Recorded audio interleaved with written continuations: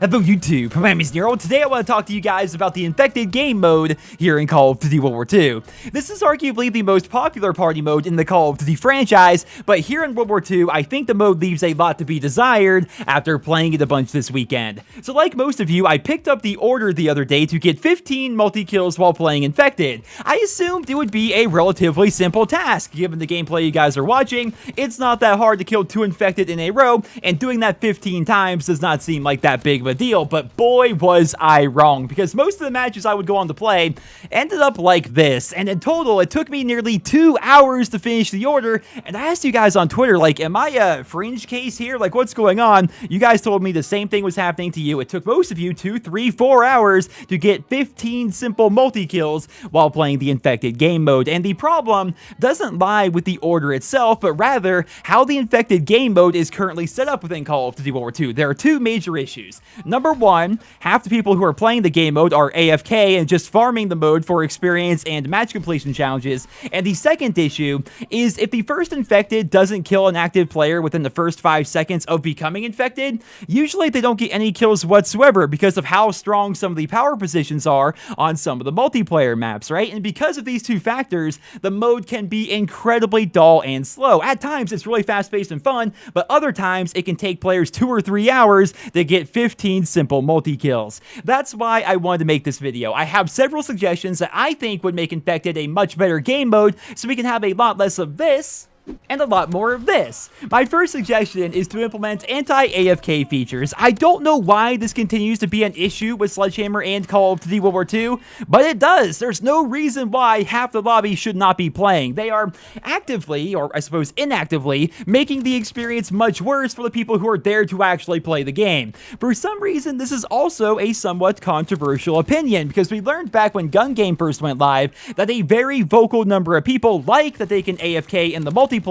but I think it's best for the people who are actually playing the game if everybody in the lobby was actually playing the game. So step number 1, implement some anti-AFK measures. I don't know how this is not a thing in 2018. My second suggestion is to possibly increase the number of first infected from 1 to 2. Like I said earlier, not everyone is the greatest player, and oftentimes the first infected, even though they are playing and they are trying their best, they can't get to anybody because of how strong certain spots are on certain maps. If they were to increase the number of first infected from 1 to 2, this could alleviate that to an extent and get the ball rolling much more quickly, with the infected putting pressure on the survivors without necessarily overwhelming the survivors immediately. My third suggestion would be to possibly increase the player count from 12 up to 18. On smaller maps like Point to Hawk, the 12-person player count seems about right, but on bigger maps like Gustav Cannon, Anthropoid, and Occupation, the 12-person player count seems a bit too low, especially when there are only 1 or 2 infected running around, right? You basically stand there doing nothing the entire match. If they were to increase the number of players from 12 up to 18 and possibly change the number of starting infected from 1 to 2 or maybe even 3, I think that would make matches much more fast-paced and interesting.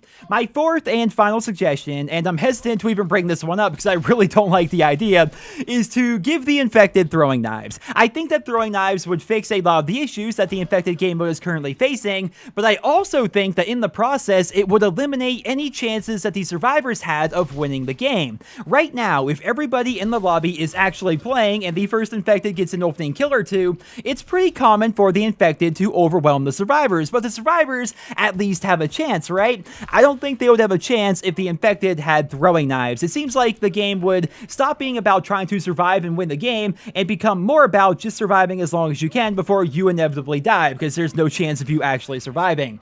I think for the mode to be fun, there should be a reasonable chance for both sides to win, and I'm not sure that giving the infected throwing knives would be the best move to accomplish that goal. It would definitely help a number of issues with the mode, but I think it would hurt the mode a bit in the process. And I get that throwing knives have been a big part of Infected historically, but I never personally liked them, and feel free to disagree, but I never personally liked throwing knives in Infected because I felt as though it made it so the Infected were a bit too powerful and that the survivors had little chance of actually surviving.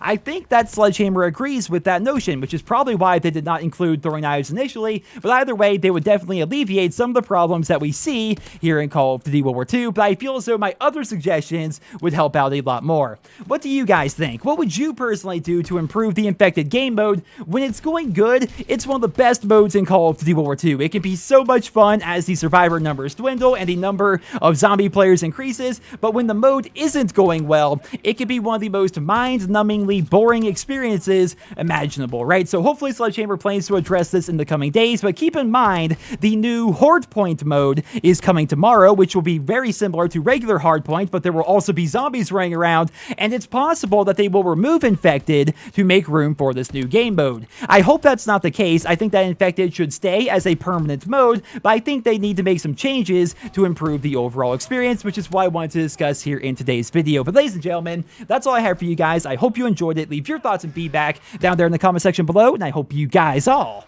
have a wonderful day.